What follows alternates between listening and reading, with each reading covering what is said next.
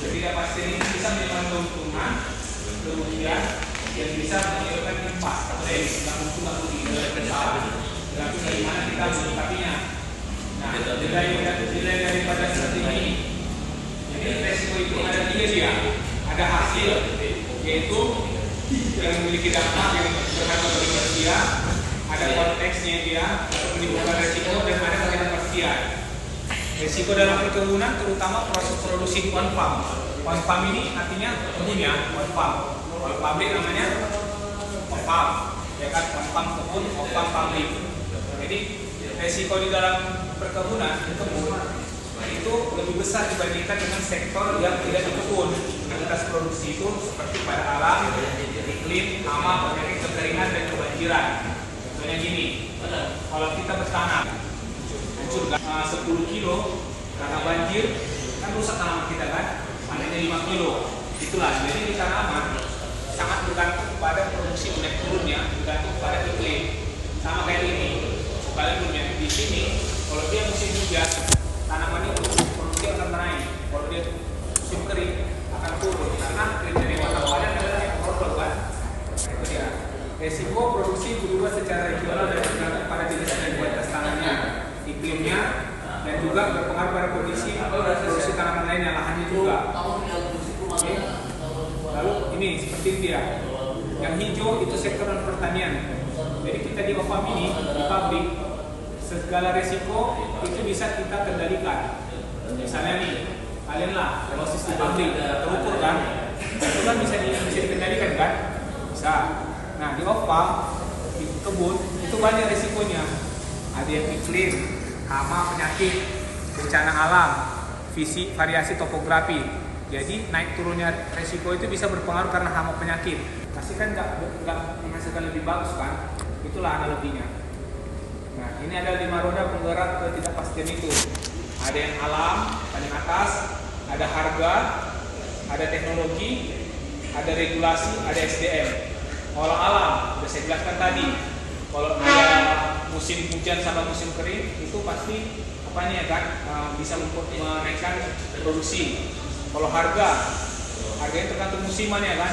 Harga CPO sekarang lagi turun, pasti berpengaruh karena pendapatan ya kan. Baru teknologi, semakin bagus teknologi kita, cara mengolah itu semakin bagus. Nah ini ada SDM. SDM adalah orang yang bekerja ya kan. Kalau SDM-nya peduli, otomatis loss bisa ditekan. Ya kan? Baru regulasinya. Nah regulasi dan finansial. Segala sesuatu perlu regulasinya untuk menjamin harganya. Contohnya regulasi kita itu RSPO. Jadi pabrik ini ada RSPO. RSPO itu ibaratnya minyak yang bersertifikat sama minyak yang nggak bersertifikat. Sama seperti kita punya kereta. Kereta yang ada STNK sama yang ada STNK itu yang dijual lebih mahal. Yang ada kan sama lah kayak minyak. Jadi minyak yang ada sertifikat sama yang nggak ada sertifikat pasti lebih mahal yang bersertifikat. Makanya pabrik kita ini punya RSPO sertifikatnya. Nah ini ancamannya, ancaman biologis yang mempengaruhi hasil produksi. Ada tanaman tua, jadi ada istilah TMTP, tanaman menghasilkan tidak produktif. Artinya dia masih menghasilkan tapi tidak produktif lagi.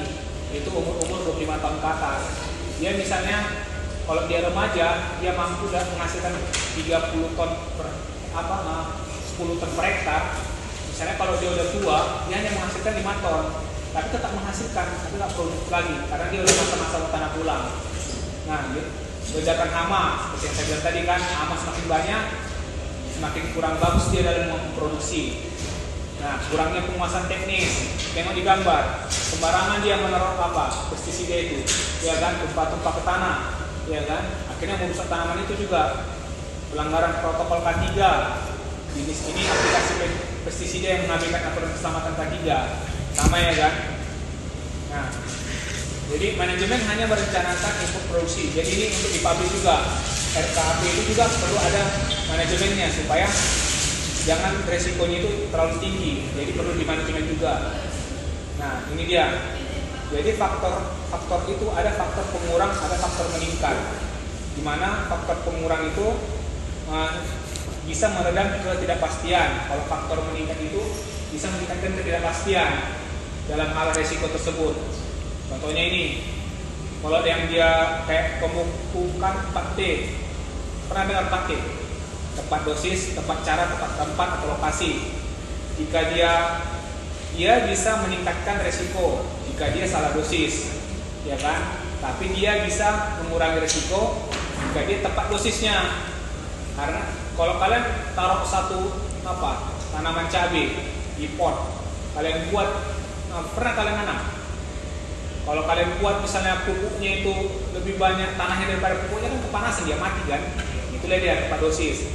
Baru demografi, ini demografi tanaman, lokasi tanamannya. Jadi komposisi tanaman itu didominasi oleh apa? Tanaman tua kah atau tanaman muda? Kalau dia tanaman tua, otomatis produksinya akan rendah. Adaptasi iklim. Nah, iklim ini bisa kita antisipasi atau tidak? Itu bisa kita tengok. Kalau dia musim hujan, berarti kita harus sering-sering memupuk. Kalau dia musim kering, kita harus sering kita kurangi pemupukan. Karena kalau musim hujan itu kan banyak air yang serapnya. Nah, ini ya langkah-langkah untuk mengamankannya gimana? Kita inventarisasi semua secara menyeluruh. Baru kita klasifikasi. Udah kita inventarisasi, arti inventarisasi kan kita data, kita catat semua. Baru kita klasifikasikan mulai dari yang memiliki potensi paling rendah ke tinggi. Baru kita cari gimana cara menanganinya, intervensi taktisnya.